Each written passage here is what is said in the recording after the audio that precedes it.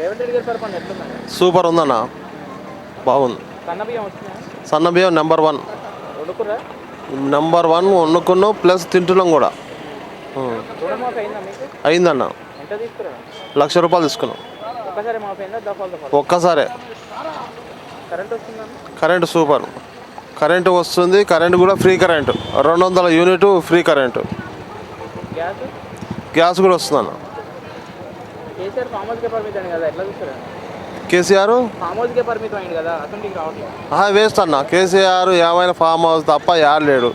ఈయన ప్రజల్లో ఉంటుండు కాబట్టి, మంచి చేస్తుండు కాబట్టి రేవంత్ రెడ్డికి బెస్ట్. రైతు బంధు సాగుకే ఇస్తా ఉంటుంది కదా, దాన్ని ఎట్లా చూస్తారు?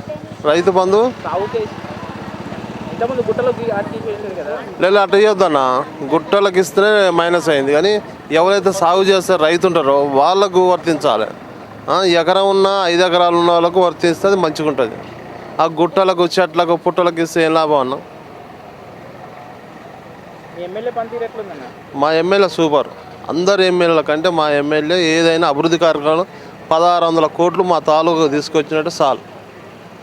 మంచి రెస్పాన్స్ ఉంది మా ఎమ్మెల్యే గారి మీద. జనాలకు కూడా మంచి అభిప్రాయం ఉన్నది. వస్తుందన్న, 500 వస్తుంది. Subscribe us and press the bell icon for more interesting updates.